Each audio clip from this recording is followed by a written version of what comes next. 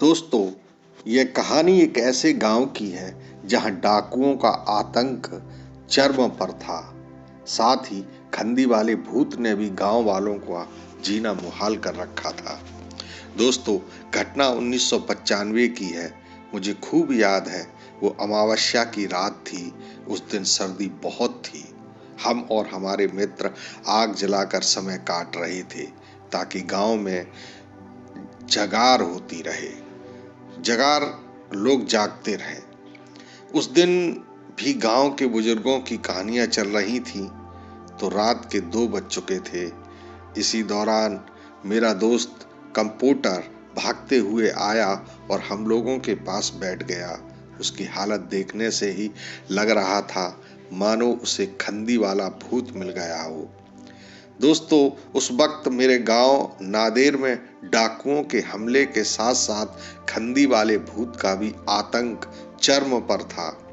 Computer ने बताया कि मैं और टप्पे तालाब पर शौच के लिए गए थे। वहाँ खंदी वाले भूत के साथ किसी को कुश्ती करते देखा है।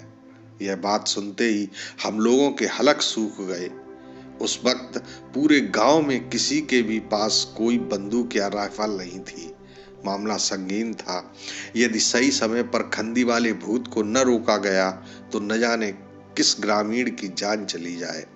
हम लोगों ने गांव के अन्य लोगों को इकट्ठा किया और जिसके पास जो भी लाठी डंडा था वो उसे लेकर खंदी वाले भूत को तलाशने की तरफ चल दिए।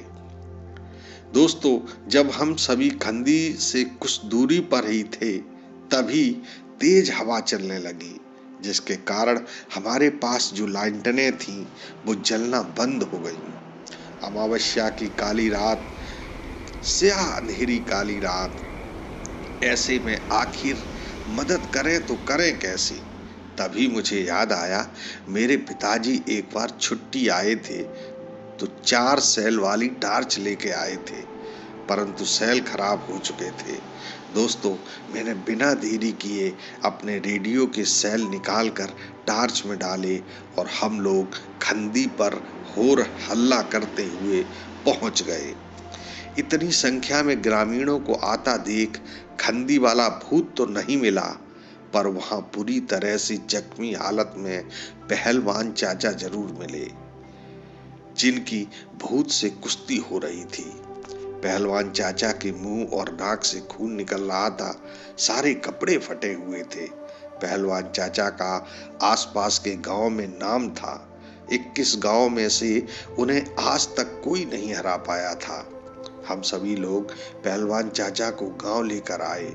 उन्हें आग में खूब तपाया। काफी देर बाद पहलवान चाचा कुछ बोलने की स्थिति में आ पाए। इसके बाद जो उन्होंने बताया उसे सुनकर सभी की रूह कांप गई। पहलवान चाचा ने बताया कि वे नहर पर खंदी के पास शौच के लिए गए थे। तभी वहां खंदी वाला भूत आ गया और मेरे साथ कुश्ती करने की बात करने लगा। उसने कहा कि यदि तुम कुश्ती नहीं लड़ोगे तो तुम्हारे गांव से कोई भी खंदी की तरफ आया तो जिंदा नहीं बचेगा। फिर क्या था, मैंने भी उसका डटकर मुकाबला किया, परंतु कई पटकनी देने के बाद भी वो हर बार उठकर उतनी ही ताकत के साथ फिर से लड़ने लग जाता। जबकि 2 घंटे से लड़ते लड़ते मेरी बुरी तरह से थक कर हालत खराब हो चुकी थी। वो मुझे आज मारने ही वाला था। तभी मैंने देखा कि मेरे गुरु हनुमान जी वहां आ गए। उन्हें यहाँ देखते ही वो यहाँ से भाग गया। इसके कुछ ही देर में आप लोग भी आ गए। उसके बाद दोस्तों, हम सभी ग्रामीणों ने मिलकर एक फैसला लिया कि खंदी के पास एक हनुमान जी के मंदिर की स्थापना कराई जाए। हालांकि मंदिर बनने में तो कई वर्ष लगे, परंतु उस रात के बाद खंदी वाला भूत किसी को नजर नहीं आया।